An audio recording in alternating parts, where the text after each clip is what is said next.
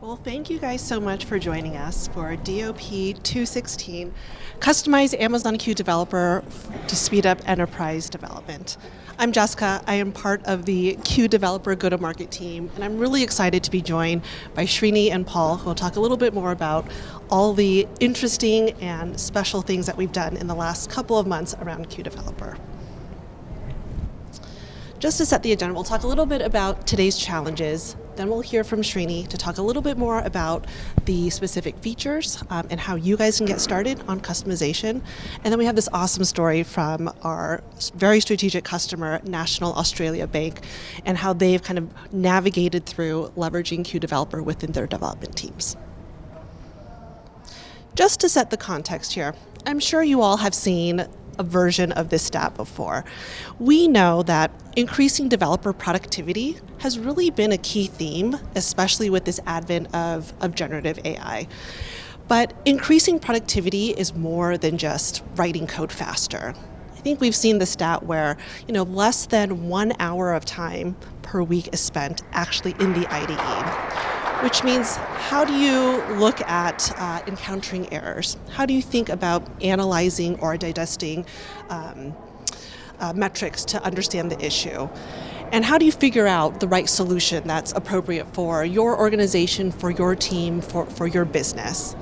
And so what we're trying to do as part of the development here is to flip this equation. How do we give more time back to developers to enable creativity and innovation? And so we know, the traditional software development lifecycle can be improved. It currently requires developers to write code, to spend a lot of time debugging. The process often hampers productivity, and people get bogged down with repetitive tasks, thinking about, how do we create unit tests? How do we do security scanning? How do I solve this problem that probably has been solved somewhere else within my organization? And so to meet today's demands, obviously we know the software development process fundamentally needs to change, and we need to focus on how do we give that development productivity to the broader organization. I don't think I need to spend too much time talking about how Gen AI is really transforming this experience. I just wanted to touch on the fact that this is a really interesting and transformative time for a lot of our customers, a lot of our organizations, even internally at Amazon. And we're trying to think about how do we move away from just developer productivity and writing code in the IDE almost as like a single player experience to how do we think about development productivity. And so we see Amazon Q Developer as the first step in transforming the entire development experience. I'm sure you heard, or hopefully you heard, some of the interesting announcements that Matt Garment announced this morning, moving to more agentic workflows, introducing new agents around unit testing, documentation, and things like that.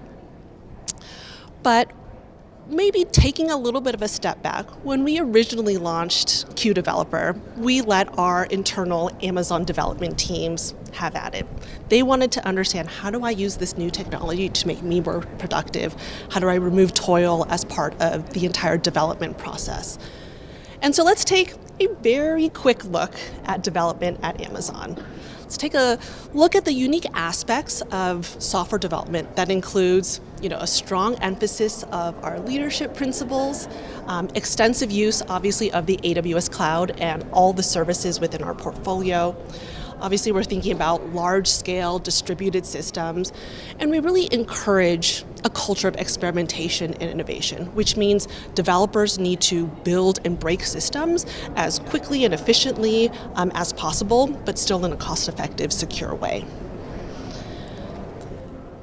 I'm not going to spend too much time on the history, but I think we've heard the story. Back in 2001, Amazon was really built on one monolith for one database, and it took 11 hours to update any feature or functionality or even a new product within our retail catalog. So we had this idea of what if we were to break down these different pieces, and the amount of ownership of each team would decrease in scope, but increase in the amount of responsibility. We called that concept, as you might all know, the two-pizza team. And that was really for the fact of how do we break down these pieces within the team so that it's small enough to be fed by two pizzas. And so teams would align behind an API of the app. They would own the app end to end. And we call this, service-oriented architecture or microservices. Obviously, in kind of this new day and age, maybe DevOps is the appropriate term, where more of the teams are taking ownership of development and the operations of the application.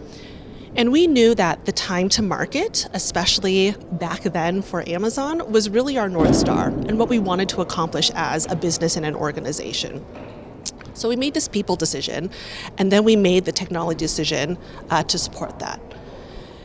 And that manifested its way in terms of a microservices development lifecycle. So the way that you operate these applications with multiple release cycles, multiple times during a year, was very different than a lot of the other organizations that we'd seen out there. But the question is, how do we support these development teams when they're releasing so often? How do you maintain safety and security and quality? And so when we introduced Q Developer, we really tried to think about, well, how do we benefit and how do we keep within the silos or the specifics of developing at Amazon? And what we noticed was the development teams thought that Amazon Q was good, but wasn't quite appropriate given the very unique and peculiar way that Amazon does development.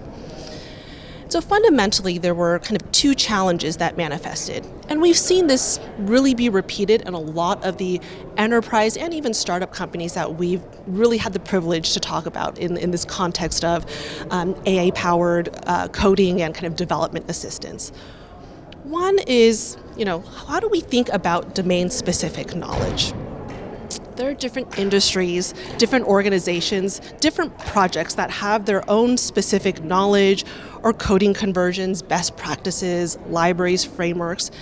And so customizing that AI assistant, your concierge, into working with all the different services within your technology stack would be appropriate to provide more accurate, responsible suggestions to be tailored specifically to the developer or the development team's needs. And so by customizing it, how do we think about increasing relevance, increasing productivity, making sure that developers stay within the flow of writing the code without having to get bogged down of, what is the specific way that my organization does security or instrumenting metrics and things like that. And so a lot of these standards, moving away from, we'll say, public LLMs, which are, general purpose, trained on a lot of public information, versus looking at the private repos that are specific to your organization, can really help codify that organizational standards and best practices. And so not only do we want to establish, specific style guides or coding standards or preferred practices, how do we think about project-specific requirements? And so when we think about the AI-powered assistants out there and how we're kind of evolving this experience for our development teams, we want to make sure that we are consistent with internal practices. If you have specific libraries that you need to leverage that may be proprietary for not just your organization, but your specific business or your specific team, how do we reinforce that as you're getting suggestions both from inline coding companions as well as within kind of that chat experience? And so what we discovered is, as we worked with Amazon's development teams and how they thought about how they wanted to stay in the flow and remove toil, but still leverage this very much emerging technology within Q Developer, we thought about evolving that experience from that. And so as we set up the problem, I'm going to hand it over now to Srini, our Director of Software Development, to talk more specifically about Q Developer. Thanks, Jess. Before I get started, a quick show of hands. How many have actually used or tried Q Developer? For all those of you who's done, how many of you have actually tried customization? Okay, so by the time we're done with this session, you'll get introduced to a little bit of what Q Developer does and also what customization and the functionality that we support. As Jess talked about, Amazon Q Developer is not just only about coding and coding assistant. What we have evolved Q Developer to do is to solve for different tasks and problems across the software development lifecycle. Build and operate is what we focus on for Amazon Q Developer. So you're able to build applications, design them, create tests, and then you're able to deploy in AWS and actually start operating and debugging the issues that are going on as well.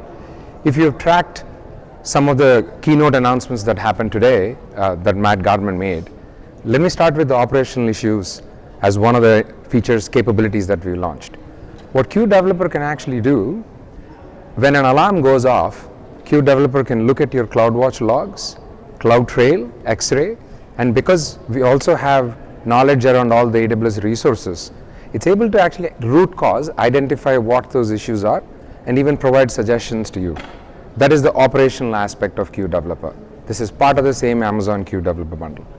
The other the other end that we have launched is Q Developer's agents for being able to write tests, documentation, and code reviews, both within IDE and in GitLab. The GitLab partnership is something that we announced today. So if you look at how we are thinking of Q Developer, there is the DevOps phase, there is the coding phase which happens in the IDE, there is the management phase which happens in the AWS Management Console. Q Developer is also available on your mobile phones. It's actually in the AWS documentation website. If you go to AWS Docs right now and start talking to Q Developer is the one that is actually answering these questions.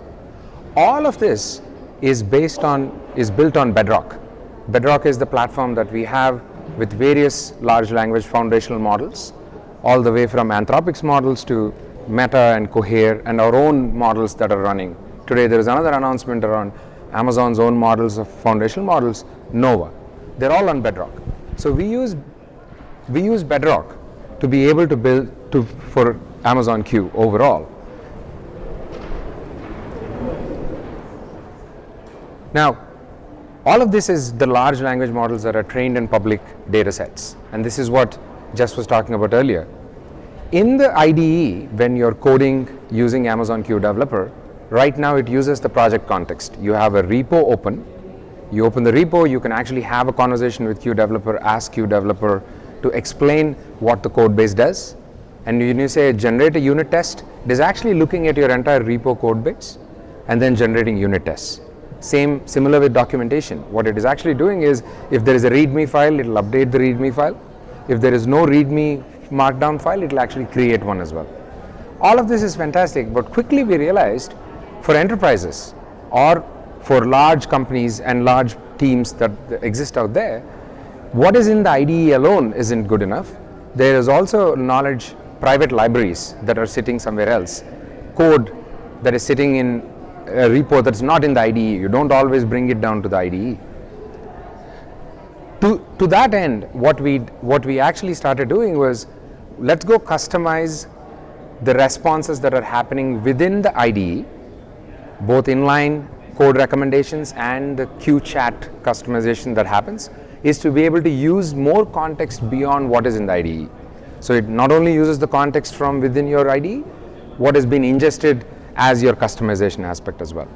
So right now, if you customize Amazon Q Developer, it'll use all the context, and for inline and for chat, it has additional knowledge that it is using to provide best practices, the same coding style, and same coding patterns as well.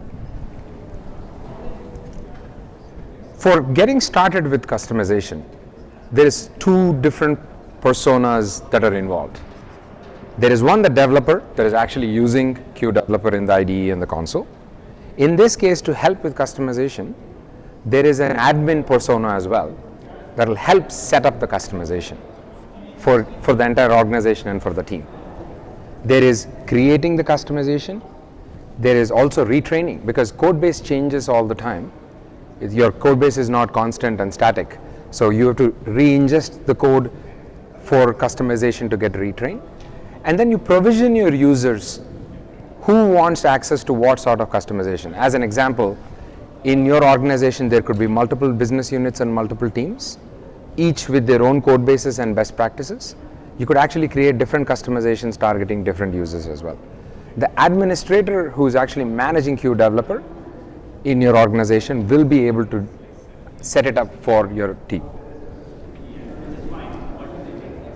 Let me quickly show the steps that are involved in how you prepare for a customization. As of now, we support Java, JavaScript, Python and TypeScript code to be ingested, and that is the customization that we support.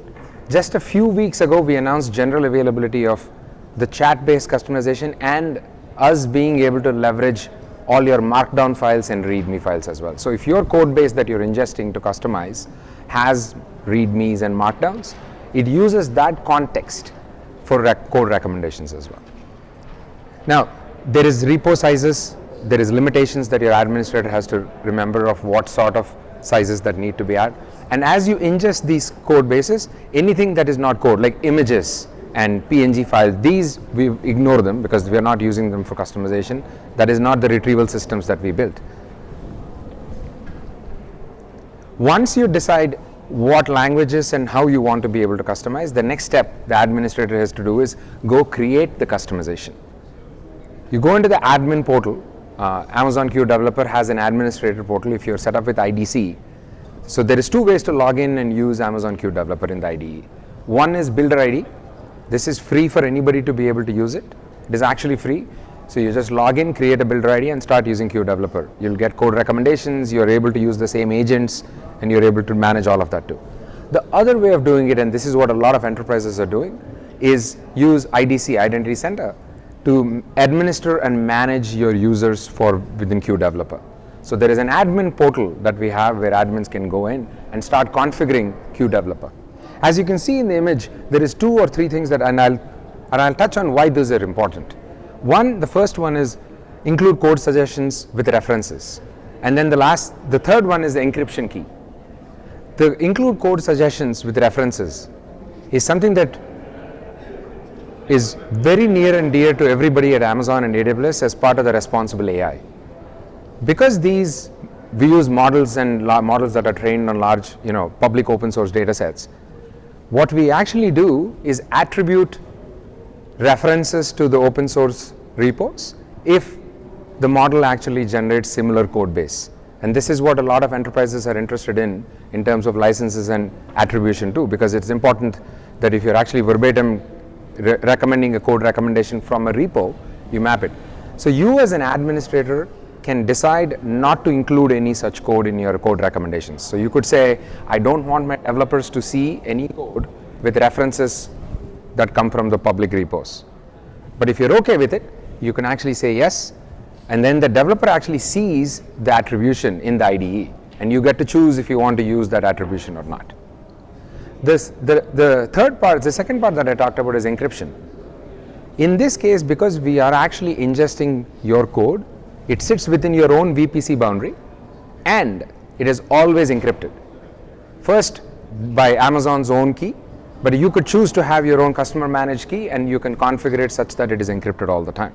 And it is always a good practice to be able to use that. In fact, that's how we recommend everybody continue doing it too.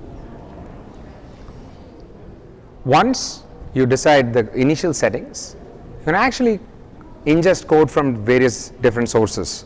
There is Bitbuckets, GitHub, GitLab, in fact S3 as well.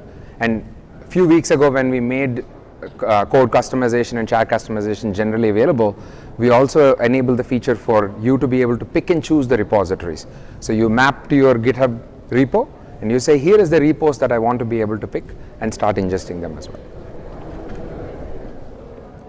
Once you ingest the code, we kick off customization as a step. There is an evaluation task that we run. The way we evaluate it is based on the code that has been ingested. We separate out the code that we want to be able to run evaluations and the one without any customization, and we give you an evaluation score. Now the evaluation score goes from 1 to 10. I've never seen 10. That's almost close to impossible. That means somebody wrote the best code ever. So even for internal customizations, we have slightly lower scores. So the yellow range isn't a bad range after all. The first few times when internally we started customizing, we never saw the green, and we were like very worried about it. Then realized even with the yellow range, we get very good code suggestions as well. So, but this gives you an indicator of what sort of code scores that you want. If there is a score is lower, then you get to ingest more code or a better, because essentially what you're trying to do is you're telling the developer to generate code suggestions that are as good as the ingested code, which means you as an administrator will have to identify what sort of code gets ingested for the customization as well.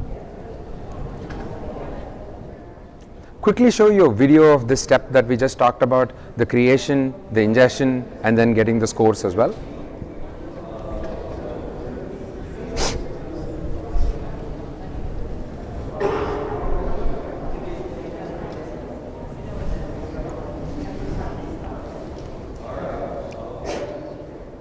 There is S3 connection directly, and then there is also the CodeStar connection. So we connect to GitHub, GitLab, and Bitbucket using CodeStar connections.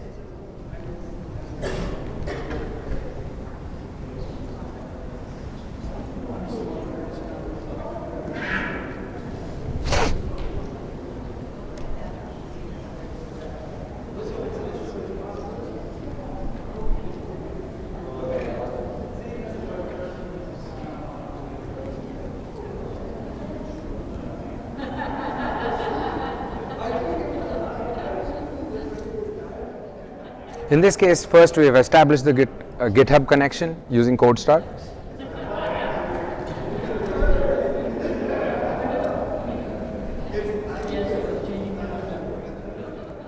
And these are the classic, if you're an AWS user and you've managed applications in AWS, some of the entities that we have, whether you can tag the resources, you can actually get the logs in CloudWatch, these are all given as part of the exercise too. So admins get to control how they want to manage the resources.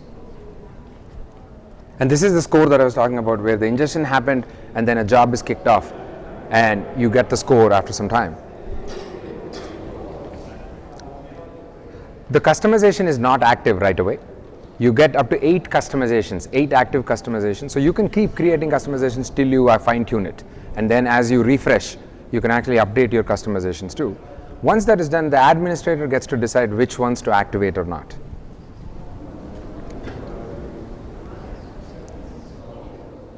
Now, flipping to the other side, once the customization is created and we activated it, who gets access to this customization? This is where the administrators actually get to provision their users. Different business units will have different access patterns as well, and then they're able to actually assign customizations to different users. You can have 8 customizations with 2 active customizations in in your resource set. There is once users are activated, customized, and then we also provide an enterprise dashboard for administrator. This is where you're actually getting to see how Q Developer is being used in your organization.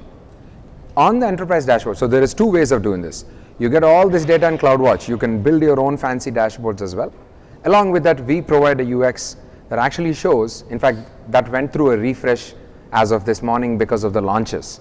So you get to see how many times your developers created tests using Q Developer, how many times they've actually found issues through scanning and code reviews, and what sort of code issues have been fixed, how many times they have chatted with Q Developer, and what sort of responses have happened. All of that is available to you as an administrator on the administration dashboard. You can also filter that based on customizations. So what you can actually do is say the acceptance rate with customization and without customization. You will be able to see that and which users are doing that too as an administrator. All of this is admin task. We are done. By the time the admins get to giving access to the developers, it's going to be a while. This is AppSec has reviewed your use of Q Developer, your entire entity is ready to use Q Developer. Now comes the real persona that is actually taking the value out of Q Developer as well. This is where the developers come in the IDE to begin with to start using Q Developer. As of now, customization that is using the additional context is available in chat and in inline code suggestions. Quickly show you how what essentially happens here is we don't really choose the customization for you. you as a developer. Now I'm addressing the audience as developers, not as the administrators. What happens is, if your administrator provisioned you for a specific customization, in the IDE, you get to see what customizations you have access to. And then you as a developer can choose which customization to use. In my case, for example, I have 3 customizations that my team enabled for me. One is based on the code base that my team manages. The second one is based on the code base that my team manages, plus a bunch of other libraries that is relevant to a different repo that I work on. And the third one is based on all of Amazon's code base as well. So the developers actually switch between customizations depending on what code repo they're working on, what task they're performing. Sometimes I'm writing unit tests, sometimes I'm actually writing a proof of concept, different sort of customizations too. So you get to choose the customization within the IDE. The first code suggestion that is happening is by default, is the default no customization use case, where it's a simple comment for a Titanic movie of sorts. What it essentially does, it fills based on exactly how the large language model and Q developer would do this. But that's not our coding standard.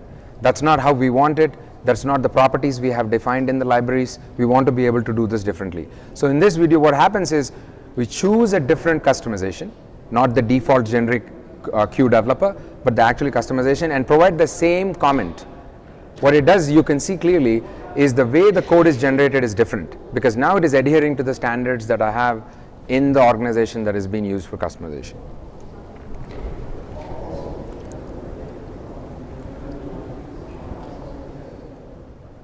Within Amazon, we use Q developer. We are like close to 80,000 developers across the board. We've all been using Q developer. Now what has also happened is teams have started customizing Q developer for their own use cases. One of the teams that has been using Q and Q developer customized is Prime Video. Now we have up to 35 to 37% acceptance rates for inline code suggestions for Amazon Q developer. This is actually an industry standard leading exercise across all the other providers as well. But once you start customization, the Prime Video team saw acceptance rates up to 50%. What they're essentially seeing is the code is getting generated more relevant to their libraries, less to rewrite, more to accept, and start building applications as well. In fact, through the customization and things like code review that we launched, the expectation that teams like Prime Video will actually see up to 60% improvement in their overall productivity, because code is being generated and you're reducing a lot of the manual steps of unit test generation and others too. Now, this is just the internal use case. Where it gets really interesting is when external customers outside of Amazon start using Q developer and some of these features like customization. And one of our partners that we've been working with is the National Australian Bank. I'll let Paul actually talk about how exactly customization and Q developer is being used in NAB. Thank you, Srini. Good afternoon, everyone. Please forgive my Australian accent if you can't understand me clearly this afternoon. Hopefully you're all good. So I'm Paul Roney. I'm the executive for cloud at National Australia Bank. So I look after cloud and networks at NAB. For those who don't know NAB, NAB is a 160 plus year old financial institution, one of the big 4 banks in Australia. And in NAB we have thousands of developers. So we have developers in Australia, we have developers in India and developers in Vietnam. One other thing that might interest you about NAB is we've actually got 84% of our applications on cloud. So we are very much a cloud first company, and we changed our strategy in about 2017 to 2018, and really cloud's become part of the fabric and foundations of how we work and what we do at NAB. So we're at 84% and we're continuing to adopt cloud even further. One thing that we were really curious about and interested in obviously is improving the developer experience further, and also finding ways to improve their productivity further. And we saw that using Gen AI could really help us with that. So hence we've started a journey on that, and I'll talk to you a little bit about that journey today, a little bit about the approach, how we scaled, some of the findings that we've had in terms of outcomes, and a few of the lessons as well. All right, so where did we start? So we really started with a small set of users and developers. We started with about 35 to 40 people, and we really wanted to take a data-driven approach to working out the value of Q. So we got about that 20 or 30, 40 people, and we set up in a sandbox and ran a small POC to start to affirm some of the things we thought and some of the value that we thought would bring to their experience and bring to us as an organisation and our productivity. From there, we moved to non-production. We expanded the user base a little more, so we went to about 70 devs, and then really used some non-production code there as opposed to sandbox code. And again, further quantifying and determining the value proposition and the value that we could see in the context of our organisation. From there, we refined our business case and roadmap and our approach around how we wanted to do this when we were in non-prod. And obviously at that stage as well, there are a lot of security considerations, a lot of control considerations.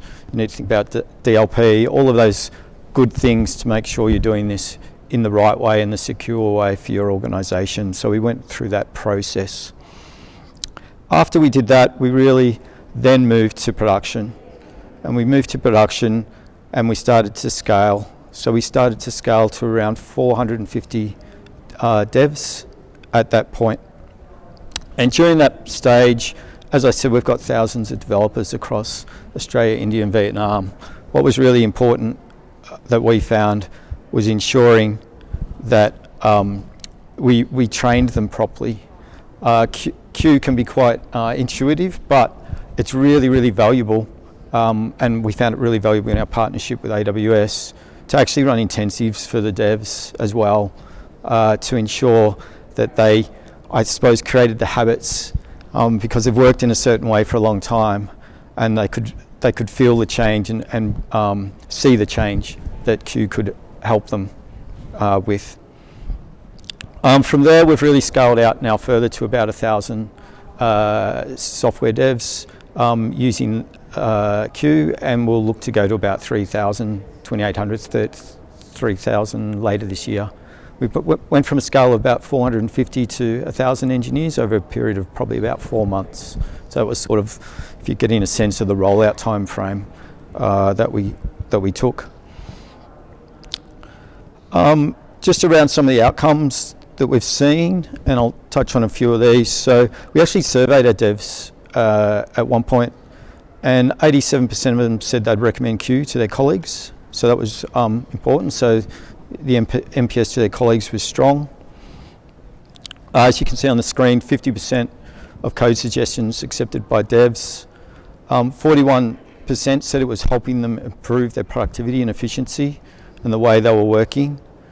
And really importantly, 45% said it was helping them improve the quality of the code that they're sending to production, which is great because we want that real strong quality of code in production that our customers and colleagues are using, and a real quality outcome. The other things that are probably worth mentioning around this is where they found the value. So a lot of our developers said the value for them first and foremost was actually writing functions faster, and that's where a lot of the value they initially saw in the product. Writing unit tests faster, which is obvious as well, helping them with their solutioning and solutions, getting smarter suggestions around their solutioning, better documentation, as we all know, helping with documentation. And now I'll touch a little bit on customization. So at NAB in preview, we've been using customizations in a couple of areas, and the areas where we're focused on is where we use frameworks. As I said, we do a lot of building of apps because we're 84% in cloud. So the frameworks that we use to build mini applications and build services at NAB are the two areas where we really started using customizations in preview.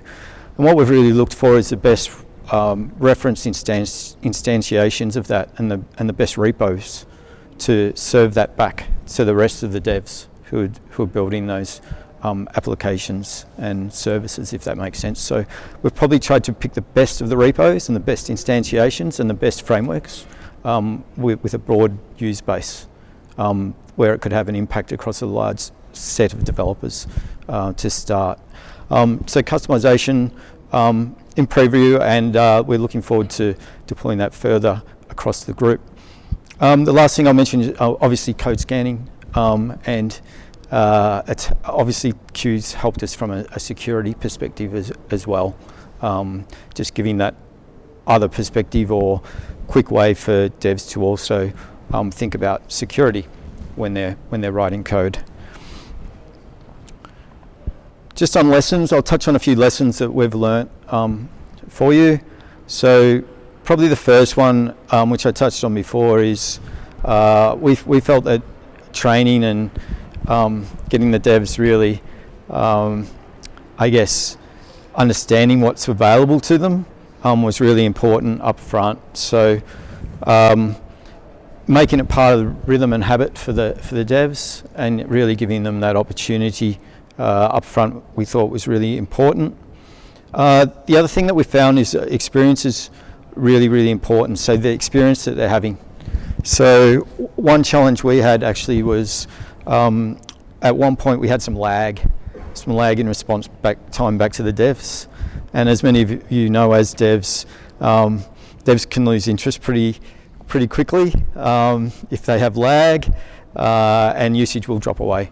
So I guess make sure your integration points and you think about the tech and the lag and the experience for the devs.